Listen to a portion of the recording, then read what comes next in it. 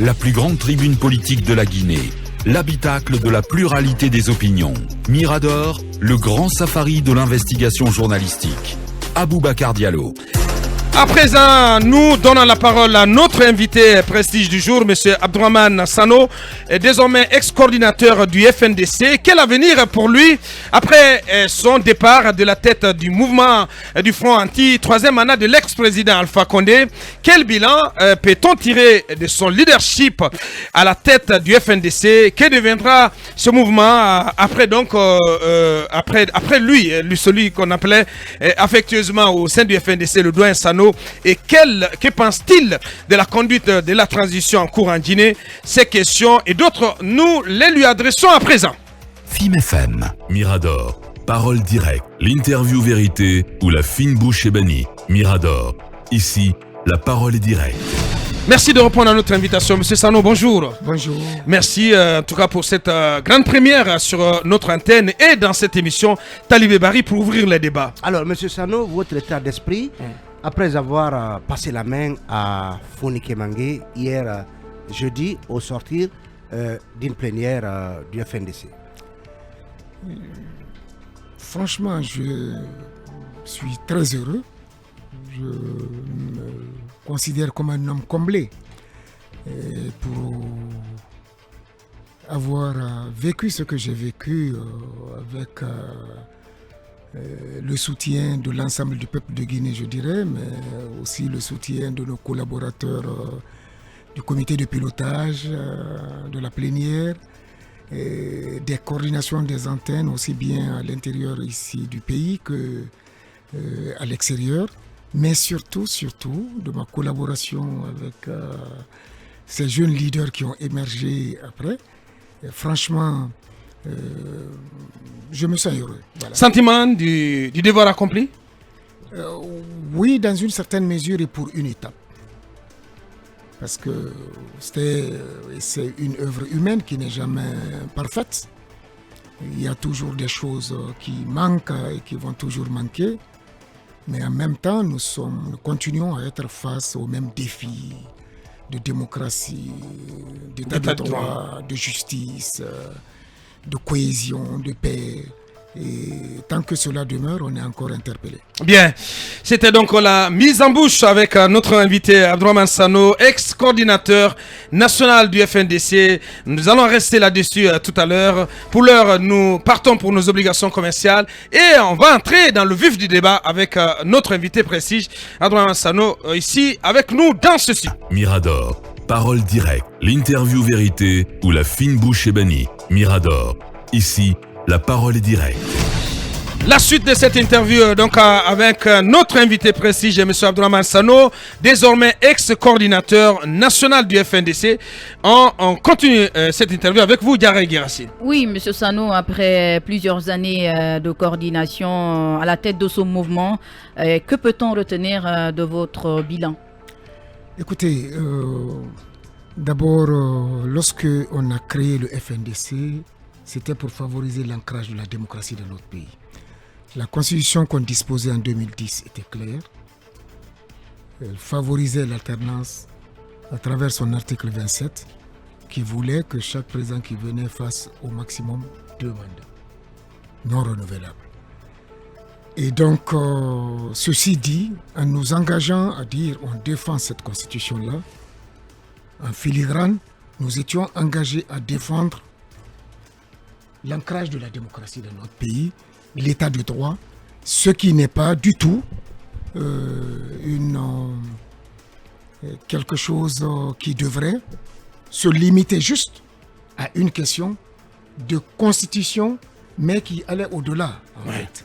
Donc, dans cet esprit-là, le FNDC, la première chose que nous avons réussi, et ce qui n'était pas du tout donné, c'était d'amener l'écrasante majorité du peuple de Guinée autour d'un idéal commun, dans un contexte où l'unité était vraiment une vue de l'esprit. Il n'y avait dans aucune famille d'acteurs, que ce soit dans la société civile, que ce soit dans le syndicat ou dans la classe politique, où il y avait une entente. Il n'y avait l'entente partout, nulle part, et donc déjà amener tout le monde à se mettre d'accord sur un idéal commun était quelque chose qu'il fallait d'abord, un défi qu'il fallait relever. Ouais. Et je crois que ce fut la preuve la plus évidente, la plus éloquente, que les Guinéens peuvent aussi être unis lorsque l'intérêt national l'exige. Ça dépend de comment, et ça dépend de comment on s'organise pour les mettre ensemble, pour les amener à comprendre. C'était vraiment la première leçon qu'on a donnée à l'opinion nationale et internationale, ce qui, par ailleurs, a permis de faire douter ceux-là qui misaient sur la mésentente des Guinéens, sur la diversité, l'opposition, sur la division, comme étant une piste qui allait favoriser le troisième mandat. Ça, c'était déjà un succès. Ça peut paraître inaperçu, mais c'était déjà un immense succès. Ouais. L'image que cela a reflété dans l'opinion, dans la conscience collective, lorsqu'on a lancé le FNDC le 3 avril 2019, c'est un engouement total. Ça a donné de l'espoir et ça nous a facilité la mobilisation des Guinéens. Au-delà, concrètement. Permettez-moi. Oui, monsieur Sano, oui. Parce qu'on veut parce qu'il y a des aspects, il y a des aspects qui nous semblent être certainement symboliques, extrêmement importants, qui échappent à la lucidité de certaines personnes et qui sont pour nous les conditions sans lesquelles nous ne serions pas venus aux sacrifices qui ont été consentis. Donc le déclencheur, c'était ça déjà. La deuxième chose, c'est que la mobilisation qu'on a organisée a permis de la communauté internationale de sortir de son hésitation pour prendre position à partir d'octobre 2019. Et cela aussi a permis l'isolement du régime et, dans une certaine mesure, son affaiblissement. Parce qu'il ne faut pas non plus l'oublier. Et ça, ce n'est pas des choses qu'on peut percevoir. Il y a les manifestations qu'on a commencées à partir d'octobre. D'octobre 2000. D'octobre. Qui ont été précédées par d'autres initiatives qui ont consisté à décrédibiliser et à déjouer la stratégie du pouvoir de l'époque, qui consistait à donner l'impression au départ que la demande de modification constitutionnelle venait du peuple. Vous vous souviendrez, à partir de mars, déjà, les manifestations, les meetings qu'on voulait organiser par-ci, par-là, à Conakry, jusqu'au vers le mois de mai, le 4 mai précisément 2019 à Kindia, qui ont été toutes perturbées, ces manifestations-là, par des contre-manifestations qui empêchaient souvent le président Alpha Condé de venir quand tout le monde était prêt à pratiquement le recevoir. Cela, c'était aussi une situation qui n'était pas du tout à négliger parce que ça a permis de faire échouer complètement la première stratégie que le pouvoir voulait déployer pour manipuler un peu l'opinion. Je reviens aux manifestations qui ont, suivant les observateurs, été des manifestations inédites et qui ont pratiquement amené l'éveil de conscience à travers le monde et permettre aux gens de réaliser exactement ce qui se passait à l'intérieur de notre pays. Je crois qu'au moment où nous partions, parce que c'est à partir de là que le pouvoir est devenu nerveux, on a eu très malheureusement des morts, des blessés, des dégâts matériels, des destructions de biens privés et publics, tout ça, que nous regrettons. Je voudrais vraiment rendre hommage à tous ceux qui ont perdu leur vie dans ce combat, situation. C'est déplorable. On n'avait pas besoin de ce sacrifice-là pour consolider ce qui avait déjà été consenti pour l'ancrage de la démocratie. Malheureusement, on est passé par là. Et je crois qu'ils ne seront pas oubliés. Mais je voudrais dire qu'au moment où on arrivait au 22 mars, où il y a eu le fameux référendum, je crois qu'il était devenu de plus en plus évident que les traces du FNDC, de la lutte du FNDC, je dirais même pas le FNDC parce qu'il faut être modeste. Dans le micro, s'il vous plaît. Ouais. La lutte du peuple de Guinée Ouais. avait déjà eu une résonance telle que pour nous, à partir, avant déjà le mois de mars 2020, aucun autre président ne viendrait après M. Alpha Condé, même s'il réussissait à l'époque à forcer le 3e mandat, personne ne viendrait après tenter une telle aventure politique sans se souvenir du combat du FNDC. Le combat du FNDC. Ça déjà, c'était pour nous, avant même l'heure, un acquis extrêmement important. Ouais. Maintenant, Donc en gros, maintenant vous tirez un bilan nous positif. au moment où on arrivait en octobre, où les élections, on organisait les élections, monsieur, on n'a pas empêché M. Alpha Condé à avoir le 3e mandat. Ouais. Ça, c'est aussi un fait de l'histoire. Ouais. Mais le FNDC... C'est un constat d'échec sur ce plan. Le FNDC a créé toutes les conditions pour que le 3e mandat présente en son sein les signes d'un mandat de trop, les germes d'un mandat de trop.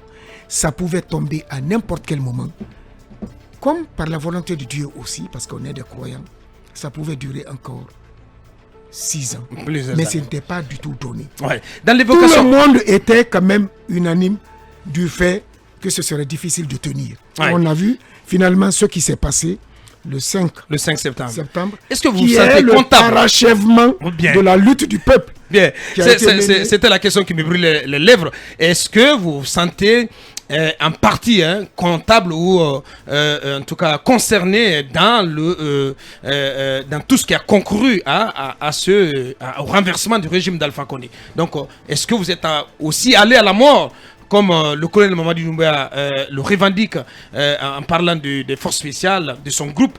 Est-ce que vous pensez aussi que vous êtes de ceux-là aussi qui sont allés à la mort et qui êtes en partie artisans de ce qui est arrivé le 5 septembre? Moi, j'ai connu la prison avec beaucoup d'autres. Il y a beaucoup plus d'anonymes qui ont souffert plus que moi. On a affronté les armes, les forces de défense et de sécurité, les armes qui sont censées être achetées pour protéger les Guinéens. Dans le cadre juste de l'exercice de nos droits constitutionnels, nous avons été exposés aux armes, à la bastonnade, aux tortures, toutes sortes d'humiliations, je dirais, d'atteinte aux droits de l'homme. Et ça n'a pas duré quelques jours ou quelques heures. Ça a duré un peu plus de 2 ans. On a affronté les mains nues.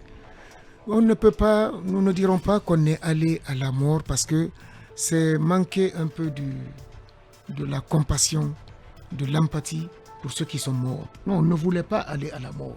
On voulait juste que nos lois soient respectées. C'était ça le sens de notre combat.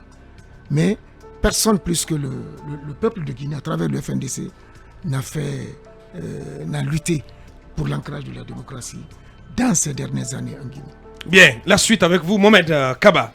Alors, avant de poser la question, je voudrais revenir un peu en arrière. Monsieur Sano, est-ce que vous pouvez nous dire aujourd'hui que vous avez participé par contre à déstabiliser le régime Alpha Condé, le FNDC? Mais écoutez, nous n'avons jamais contribué à déstabiliser le régime de Alpha Condé, du président Alpha Condé. Ce sont ceux qui ont soutenu le 3e mandat qui ont contribué à déstabiliser le régime du président Alpha Condé. La constitution est claire, M. Kaba. Monsieur, le président Alpha Condé ou le RPG aurait pu choisir un autre candidat. Et on ne serait pas dans cette situation aujourd'hui. C'est ce que nous souhaitions. Ce n'est pas autre chose. Ce n'est ni un problème de personne, ni un problème de déstabilisation. Quel est celui qui a intérêt à déstabiliser son État? Ce qu'on ne comprend pas assez. Oui. En juin 2019, on avait fait un mémorandum pour attirer l'attention sur les conséquences déstabilisatrices d'une telle aventure. Oui. Et ce mémorandum a été diffusé partout, dans toutes les chancelleries, parce qu'on voyait cela venir. On ne peut pas dissocier le combat du FNDC qui a commencé en avril 2019 de ce qui est arrivé au Mali. Ça fait toujours tache d'huile, ce genre de situation.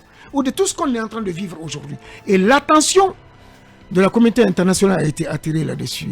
Et le 1er octobre 2020, j'ai eu l'honneur de m'adresser au nom du FNDC à la communauté internationale ici. Il y avait le représentant des Nations Unies, la représentante de l'Union africaine, il y avait le président de la commission. Je leur ai dit, ce que vous êtes en train de faire, ça risque de provoquer un coup d'État ici. Et s'il y a coup d'État, vous en seriez complice. Donc s'il y a complicité à chercher, c'est ceux qui ont soutenu le 3e mandat, ou en tout cas déstabilisation à faire chercher, ceux qui ont soutenu le 3e mandat, et ceux qui on laissait faire. Ouais, on laissait faire. Même s'il y a eu un référendum. Bien. Qui est la voix du peuple, M. Sano. Monsieur Kaba, je vais vous dire. Oui. Vous savez, le président Alpha Condé a par 2 fois prêté serment. Moi, Abdraman Sano, et les leaders du FNDC, nous voudrions que le président Alpha Condé rentre dans l'histoire par la grande porte. Il a beaucoup fait pour ce pays-là. Très malheureusement, nous n'avons pas été compris. Ni écouté, ouais. Ni écouté. Le référendum, c'était une sorte de mascarade. De haute trahison. Et vous avez vu ce qui est arrivé après. C'est un acte de haute avec trahison, la falsification, M. Kaba, avec la falsification de combien on de appelle cela dispositions acte de haute trahison De la nouvelle de constitution. combien de dispositions du texte qui a été soumis au vote du référendum. Ce qui, du coup, annulait le référendum. Et tout le sens lui a enlevé, tout le sens juridique. Donc, pour nous et pour vous, j'aimerais que vous acceptiez que par ce fait-là, le référendum a été annulé. Et j'ai attiré encore l'attention de la communauté internationale sur ça. Quelle est la constitution qu'on devrait choisir? Celle qui est issue par la promulgation d'un acte violé qui a été tripatué, ou bien celle qu'on a remise en cause? Nous sommes, depuis le 22 mars, ou depuis l'acte de promulgation, la Guinée est restée dans un vide constitutionnel. Depuis le 22 mars. Depuis la date de promulgation. Oui. Parce que la promulgation, l'acte de promulgation, nous a doté d'une constitution qui n'a pas été soumise au vote. Qui n'a pas été soumise Une au vote. constitution fake. Non, mais M. Sano, ce que j'ai envie de dire, l'un des maillons forts de du FNDC, le FNDC politique, M. Cyril Dalein Diallo, malgré ce que vous dénonciez, acceptez d'aller à cette élection présidentielle. Oui. Est-ce que vous vous désirez pas quelque part? Non. Est-ce que vous regrettez, Parce que son là, il est choix? allé aux élections. Vous regrettez Oui, quand même monsieur son Kaba, choix ou pas? Oui, mais M. Kaba, il n'y a pas de polémique. Vous faites allusion à un fait. Ce n'est pas Abdraman Sano qui peut prendre un chiffon aujourd'hui pour effacer cela. Mais reconnaissons à l'UFDG, qui est un parti politique, qui a vocation de briguer des mandats et de gagner des élections, de partir aux élections. Le fait que l'UFDG soit parti a donné de la légitimité à la chose. Mais nous ne contestons pas le fait que l'élection présidentielle ait été organisée à bonne date. Là aussi, dans mon intervention, dans mon adresse à la communauté internationale, j'ai dit que l'élection programmée pour le 18 octobre était une programmation légale. Le 18 octobre, notre débat n'est pas là. Notre débat, c'est il y avait un accord, une constitution qui était là, qui régissait notre cadre juridique. Ouais. Fallait-il, contre la volonté d'une partie, d'une bonne partie, sinon de l'écrasante majorité de la population guinéenne, remettre cela en cause pour que le président soit, ou bien il fallait tout simplement, je crois que le RPG avait intérêt à lever un autre candidat, à organiser les élections, pour qu'aujourd'hui, on continue à rendre honneur au président Alpha Condé. Parce que, encore une fois, il a fait beaucoup de choses pour ce pays-là. Bien. Mais est-ce que vous regrettez qu'Alpha Condé soit fini sa course comme ça dans le cadre de la construction de la démocratie? Vous avez dit que c'est quelqu'un qui a beaucoup fait pour ce pays. Malheureusement, qui s'est accroché à ce projet cynique, et donc qui s'est entêté. le fait qu'il ait été renversé de cette façon et qu'il donc parte sur la pointe des pieds, on l'a vu, les images récentes, au moment de prendre l'avion pour aller se soigner. Qu'est-ce que ça vous dit, qu'est-ce que vous retenez de tous ces événements qui ont fini donc par coûter à Alpha Condé ce qui lui est arrivé? J'avoue que vous me posez une question assez délicate. Je ne veux pas être rancunier, mais je crois qu'on aurait pu éviter tout cela en évitant de porter atteinte à la vie, à la dignité des Guinéens qui ont dit non à cette aventure.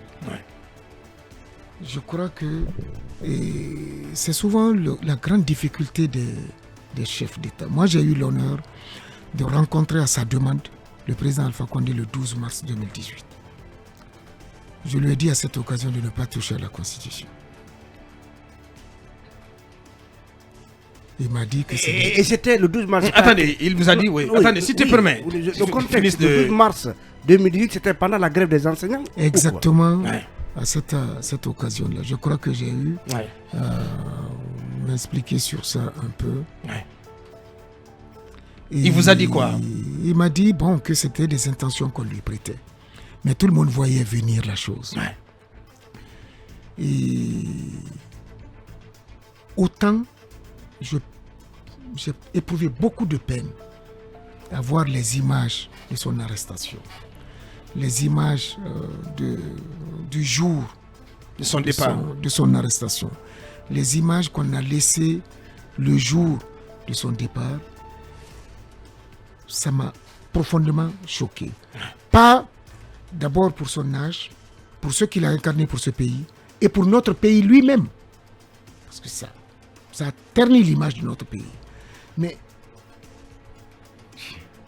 il y a eu des gens, encore une fois, qui sont morts. Parfois des gens qui sont morts, des petits enfants de rien du tout, des adolescents qui venaient de l'école, qui n'ont absolument rien à voir avec les manifestations, des enfants, des bébés qui sont morts pendant qu'ils sont paisiblement dans leur constitution, pendant d'autres choses, des Guinéens qui sont morts parce qu'ils défendent la loi fondamentale du pays, que les autorités administratives et politiques sont censées plutôt défendre. C'est les citoyens qui sortent et reçoivent les balles de la part des forces de défense et de sécurité qui sont par ailleurs là pour les protéger.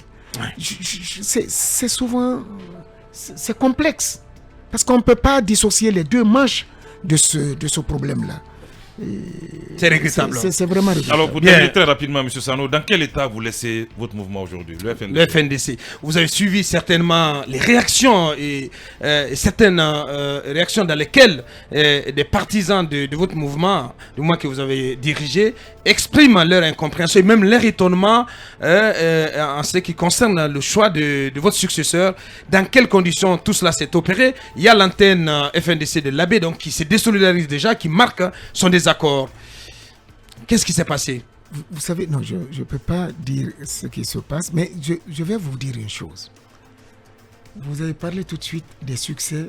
Je n'ai pas pu expliquer à vos auditeurs. Souvent, qu'est-ce qui est extrêmement important dans ce genre de lutte et même dans la gestion d'un État? C'est pas ce qu'on voit, mais ce qui est derrière ce qu'on voit. L'une des plus grandes difficultés, c'était que le FNDC, c'est un mouvement en perpétuelle convulsion. Quand tu es devant, tu gères tellement de contradictions internes. Tellement de problèmes, telles des questions d'ego, des questions de rivalité, des questions... Il y a beaucoup de choses, des questions d'incompréhension. Donc c'est une fragilité permanente. Gérer ça sur plusieurs mois, plusieurs années. Vous avez vu tout de suite, il y a des coalitions qu'on a créées, à peine qu'elles ont été créées. Elles sont parties en lambeaux. C'est pas donné. Ces convulsions-là existent toujours Et partout. dans les dynamiques collectives. Ouais. Dans les dynamiques collectives. Et c'est la raison pour laquelle la communication intérieure est extrêmement importante. Et puis, il y a aussi beaucoup d'autres choses pour pouvoir maintenir la cohésion. Et je crois que le FNDC pourrait éventuellement surmonter ces réactions-là. Parce que moi, je suis... Oui, mais comment ça s'est opéré le choix, M. Sano? S'il vous plaît. C'est la question. S'il vous plaît. Oui. Aboubakar. Oui. Un de mes défis, un de mes objectifs à atteindre dès au départ, et je le disais aux jeunes de la coordination, c'était que le leadership ne soit pas symbolisé par un seul individu. Parce que c'est comme ça qu'on fabrique les dictateurs. Et qu'ils ne comptent pas sur moi pour prendre toutes les décisions, pour être consulté sur toutes les décisions, parce que c'est ça, comme ça qu'on fait les hommes indispensables. C'est ce que je leur disais. Et c'est comme ça que j'ai compris mon rôle de coordinateur. Je ne devrais pas... C'était de faire en sorte qu'il y ait tout le potentiel, tous les jeunes qui avaient un potentiel et que j'ai rencontrés par ailleurs dans ce mouvement-là en tant que leader. Ce pas des gens qui étaient mes employés, c'est des leaders qui se sont retrouvés. Donc, j'ai passé une bonne partie de mon temps à cause de ces problèmes internes à faire en sorte que le leadership de ces jeunes-là apparaisse, se consolide. Et je leur disais, dès avril 2019, je peux tomber à n'importe quel moment. On peut me prendre, m'emprisonner à n'importe quel moment. Ce qu'on a commencé doit continuer, avec ou sans moi. Et aujourd'hui, moi, je suis fier de trouver que finalement, au nom du FNDC, ce n'est pas une seule personne qui parlait. Et peut-être, vous avez dû remarquer que toute cette dernière année, pratiquement plus d'une année, parce que depuis 2020, octobre-novembre 2020, je ne parlais plus. Ouais. C'était pour consolider la légitimité de ces jeunes-là, que les gens apprennent à parler avec eux, à discuter avec eux, à décider avec eux. Même si leur attitude est parfois jugée. Attention, monsieur. Mais il n'y a pas d'homme. Oui, mais leur attitude, parce qu'on a vu les courriers qui ont récemment circulé dans la presse venant de coordination, d'antenne du FNDC, de l'extérieur, mais aussi de l'intérieur. Il y a quand même une crise latente au sein du FNDC. Non, oui. Il y a une crise. Oui, mais et la preuve la plus éloquente, c'est cette réaction de l'antenne de l'abbé. Aboubakar, je suis en train d'abord de parler de ce que j'ai fait pour que d'autres leaderships émergent. Bien. Ok. S'il y a beaucoup de monde aujourd'hui, vous savez, lorsque vous partez dans d'autres types d'organisations, c'est le chef. Absolument rien ne se décide sans le chef. Lorsque les gens parlent, c'est pour aller dans le sens du chef. Une des grandes réussites, c'est de pouvoir faire en sorte que d'autres jeunes émergent sur le plan national. Et je veux fonder l'espoir que les convulsions là, qui ont toujours existé, que nous avons pu canaliser sous mon magistère, pourraient être encore canalisées pour que si le combat qui est terminé sur le plan de l'empêchement du troisième mandat puisse continuer sur le plan de la défense de la démocratie Constitution de notre pays. Allez-y, Lincoln. Alors, est-ce que le rôle du FNDC désormais est de défendre les autres constitutions? Est-ce que depuis après la chute d'Alpha Condé, son entourage vous a contacté pour faire leur mea culpa par rapport à tout le tort que vous avez subi? D'abord, pour ce qui concerne un peu l'orientation, il y a une nouvelle gouvernance qui est là, qui est mieux placée à répondre. Vous restez membre du FNDC? Oui, mais je suis membre, je suis militant et je les soutiens. Je vais lutter pour que vraiment toutes les difficultés auxquelles on est confronté, parce qu'on a l'habitude de ça, puissent être surmontées. Je crois que les gens du RPG n'ont pas, s'ils ont de l'excuse à présenter, c'est au peuple. C'est pas Abdourahmane Sano, c'est pas un problème personnel. J'avoue. Et puis c'est des Guinéens qui ont pris position en leur âme et conscience. Cela aussi, il faut le respecter. On est en démocratie. Nous sommes en démocratie. C'est pas parce qu'on n'est pas d'accord que nous devons être opposés. à notre avis. Je crois que si on n'est pas d'accord, c'est pour que chacun puisse voir le problème qui se pose autrement et que ce désaccord puisse nous conduire, ça dépend maintenant de notre attitude, vers des convergences qui nous permettent d'avancer. Mais votre cas était particulier. Je connais des secrets, M. Sano, où même la coordination de la Haute-Guinée n'était pas en tout cas contente que ce soit vous, un ressortissant, qui lutte contre Alpha Condé. Et vous avez résisté à cela avec beaucoup de pression, même du côté du palais, M. Sano.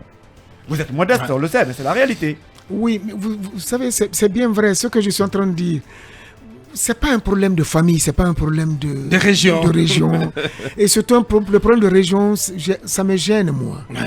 Parce que moi, je vois la Guinée une et indivisible. Très bien. La suite avec vous, Talibé Bari. Alors, Monsieur Sano, on est en pleine transition depuis le 5 septembre. Peut-être avant d'évoquer un mot quand même, une question principale que beaucoup de gens se posent sur son avenir. Et de quoi sera fait votre avenir, M. Sano? Avant qu'on entre dans les questions se rapportant à la transition, d'aucuns pensent que il y a longtemps que vous avez donné votre langue au chat et que vous avez abandonné le FNDC et que votre retrait donc s'assimile à une sorte d'abandon de ce mouvement. Et que vous avez d'autres ambitions désormais, on vous prête des ambitions politiques. Est-ce que vous allez entrer dans l'arène politique avec un parti politique? D'autres sources rapportent que vous êtes parti pour rejoindre une organisation internationale. De quoi sera fait votre avenir? Non, d'abord, je ne me suis jamais soucié de mon avenir parce que je suis croyant. La deuxième chose, je n'ai pas donné ma langue au chat. Lorsque je me suis tu, c'était tout simplement par stratégie de communication. Parce que le silence aussi, je crois que vous le savez mieux que moi, est une façon de communiquer. Tout à fait. Lorsque je suis venu au FNDC, j'ai dit l'objectif, tout de suite, c'était contre le 3e mandat. Et je vous ai dit, et mes collaborateurs le savaient depuis mai 2019, qu'après les élections d'octobre ou en tout cas de 2020, Abdourahmane Sano ne serait plus dans le combat FNDC en tant que leader. Ça, c'était su à l'avance. Donc, lorsque je m'engage, je sais déjà quelle est la finalité. Là où je veux jusqu'où vous allez. Et là où je dois pouvoir m'arrêter. Bien. Donc pour vous, il était venu le temps de vous arrêter. Ouais. Pour moi, mon rôle historique était terminé. Je devrais partir avant ou juste après la prestation de serment du président élu à partir d'octobre 2020. Mais malheureusement, il y avait des circonstances, et je l'ai dit hier dans ma déclaration, qui ne m'ont pas permis de le faire. Premièrement, d'ordre moral. Il y avait des camarades comme les Foniquiers, comme beaucoup d'autres qui étaient déjà en prison. Il y a les Ibrahim, les Sekundounou et beaucoup d'autres qui étaient en exil. Il y a d'autres qui étaient dans la clandestinité. Je me sentais membre de la famille avec ces jeunes-là. Et pas les jeunes seulement. Les leaders politiques qui sont restés, je vais parler de tous qui ont fait cette aventure-là et qui ont accepté de rester d'ailleurs jusqu'au bout. On a créé une famille, Aliou, le président Sidia, le président Lansana Kouyaté, mais aussi ceux qui ont commencé, même s'ils ne sont pas allés jusqu'au bout. C'est Loudelin, Ousmane Kaba, tous les autres. Et tous les autres, excusez-moi, Faya Milimono, Kabele, Baouri, tous ces gens-là ont joué un rôle extrêmement important. Et je voudrais aussi aujourd'hui dire que je leur en suis véritablement reconnaissant. Très bien. Maintenant, je ne pouvais pas partir pour ces questions morales, premièrement. Deuxièmement, nous nous sommes rendus compte, deuxième raison stratégique, que le pouvoir ne tenait plus sur rien. Parce que l'entêtement a amené à détruire le fondement politique du régime. Les gens ne le percevaient pas assez. Amener le régime à devenir, pour l'écrasante majorité des Guinéens, impopulaire, complètement isolé de la communauté à l'international, parce que le président, même certains de ses amis de l'extérieur, ont eu à des moments donnés m'appeler personnellement, et pas à moi seul, pour s'expliquer, demander qu'on leur enlève leur nom sur les fameuses listes que nous publions à l'intention de la CPI, etc. On passait de longs moments à parler pour demander qu'on enlève leur nom parce qu'ils ne sont plus des soutiens. Bref, il y a eu beaucoup de choses qui sont passées. La stratégie, comme on a vu que le pouvoir était totalement affaibli et que les populations étaient fatiguées des manifestations non plus par ailleurs, parce que ça aussi, l'élection d'octobre a eu un effet psychologique important, comme d'ailleurs le référendum. Il fallait recadrer le combat. Le recadrage nous a amené à dire, parce que ça là, ça ne peut plus aller, ça va tomber à n'importe quel moment, il faut tenir. Très bien. Donc, il y avait ces deux raisons. La troisième raison qui m'a amené, donc, comme on devrait tenir, moi je devrais partir. Je savais que je devrais partir. C'était déjà dans mon programme, c'était caché à personne, et les jeunes le savaient. Et j'ai œuvré à leur émergence, à consolider en tout cas, et à les amener à avoir confiance en eux-mêmes par rapport à des prises de décision. Je me suis dit, mieux vaut conforter leur légitimité sur le plan, dans les rapports avec les institutionnels, les ambassades, la communauté internationale, tout ça. Ça ne pouvait pas aller si je continuais à parler, parce que si je continuais à parler, les gens allaient toujours réclamer ma présence dans les rencontres pour être sûrs. Et des informations, des échanges qu'on allait avoir, de choses. Non, je voulais vraiment qu'il y ait. Et ça, je l'ai fait, j'assume. Bien. Et voilà donc... voilà qui est bien dit. À présent, on va s'intéresser à la transition talibé. Est-ce que dans ce souci de légitimer ces jeunes dont vous parlez auprès des institutions, quand les Koundouno et Ibrahim ont rencontré le colonel, vous étiez là? Écoutez, j'ai eu l'honneur de parler directement avec le colonel. Il vous a reçu, vous voulez dire? Oui, c'est pour ça qu'on a échangé et il nous a reçus dans la nuit du 20 au 21 septembre. J'étais là, c'est moi qui avais organisé la rencontre. Je crois que ça s'est bien passé. Et j'ai demandé de présenter une doléance au colonel, c'est de me permettre de venir avec tous ces jeunes.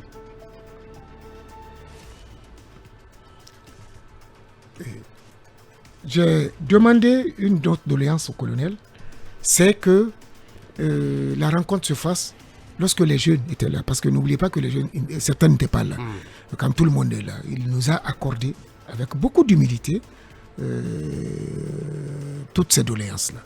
Donc pratiquement, au lieu du 18, la rencontre a été organisée pour le 20. Les jeunes sont rentrés le 18 septembre, comme vous pouvez vous en souvenir. Et puis, donc, le 20, je suis venu avec eux tous. Ils étaient 10 autour de moi. Ça s'est très bien passé. Quel message particulier avez-vous voulu lui adresser ce jour, comme vous l'aviez fait quand vous avez rencontré Alpha Condé? Je ne peux pas rentrer dans tous les détails, mais je vais vous dire.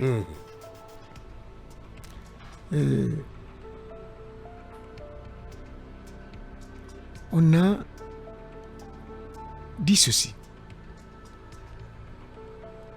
Nous venons mus par trois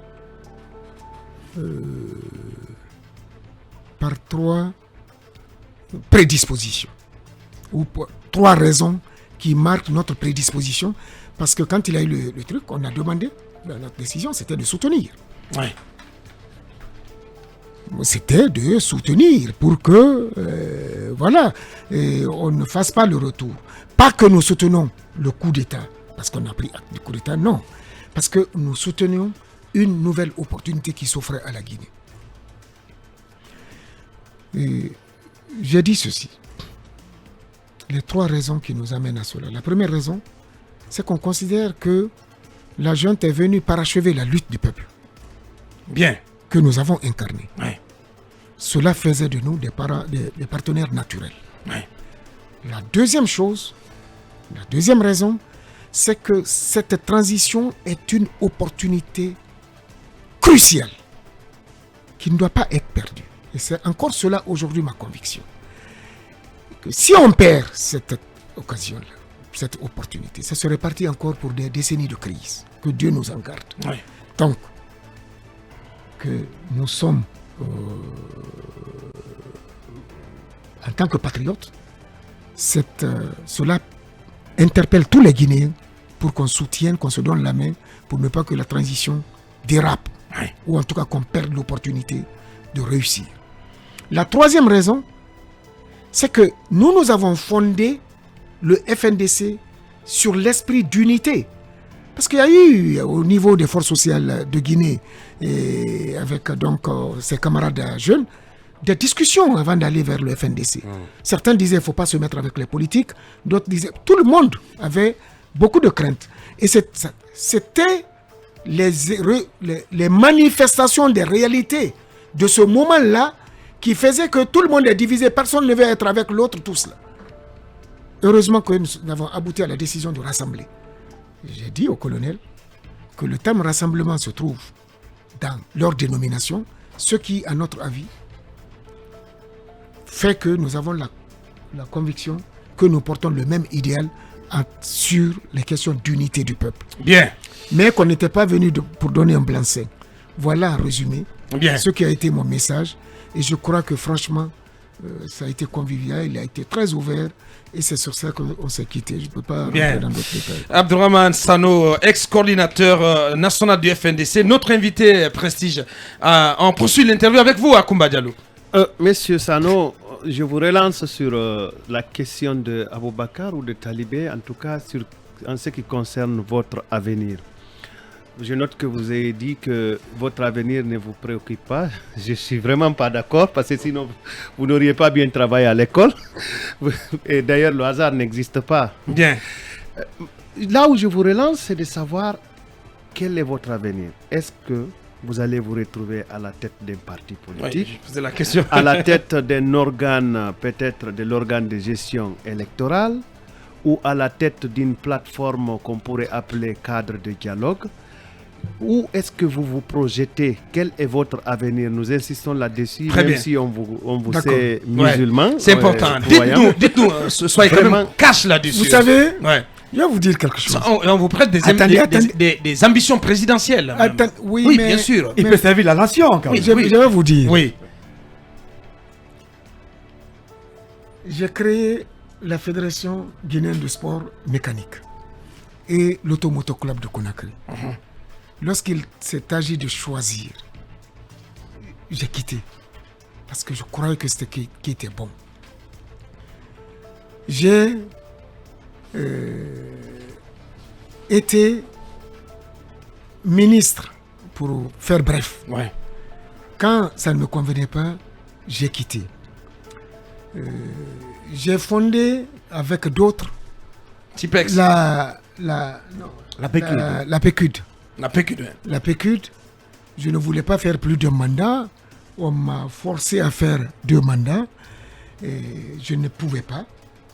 Et puis, je n'ai pas voulu qu'il y ait un seul jour sur 2 mandats pour ne pas être en contradiction avec les combats que je mène. J'ai dû quitter. J'ai fait avec d'autres, le FNDC. J'ai considéré que mon rôle historique était terminé au niveau du FNDC. J'ai quitté. Et j'ai travaillé à la banque. À un moment donné, je ne me sentais pas trop confortable vraiment à être un simple exécutant et à faire les mêmes actes tous les jours. Et quand je partais, tout le monde était inquiet. J'ai quitté. Je crois, d'abord, pour aller juste être clair, je ne me vois pas être à la tête d'un parti politique, ni même au sein d'un parti politique. Très bien. Je crois qu'on peut servir la Guinée. Mais candidature indépendante, peut-être, pourrait être on peut servir la Guinée sans forcément être dans un parti ou pas. Je ne me vois pas non plus être à la CENI parce que ma position était claire quand j'ai rencontré le colonel. Je ne veux jouer aucun rôle dans la transition. Et ça, c'était déjà assez clair dans mon esprit depuis avant. Je ne me bats pas pour des postes. Très bien. Je me bats pour des causes et par conviction. Bien.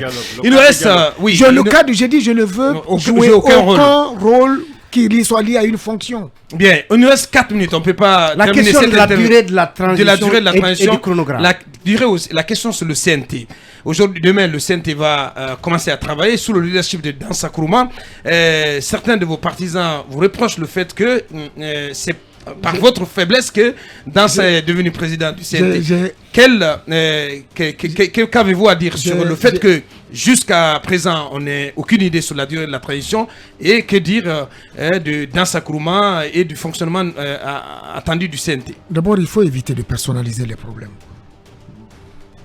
La deuxième chose, j'ai compris tout de suite le monsieur en colère là qui trouve que vraiment il est faible, tout ça.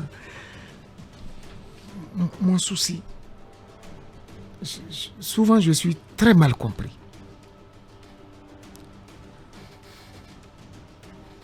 Lorsqu'on n'est pas désintéressé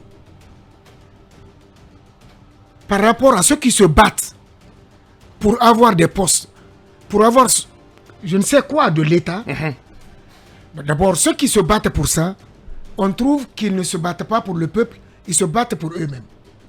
Ceux qui y renoncent, si on dit qu'ils sont faibles, je ne sais pas qu'est-ce qu'on veut. Finalement. La deuxième chose, lorsqu'on veut donner la preuve et l'exemple, parce que les 3 raisons qui m'ont amené à quitter le FNDC. Premièrement, je croyais que mon rôle historique était terminé. Ça, j'assume. La deuxième chose, c'était que je ne peux pas me battre pour l'alternance et par principe et être incapable de susciter l'alternance.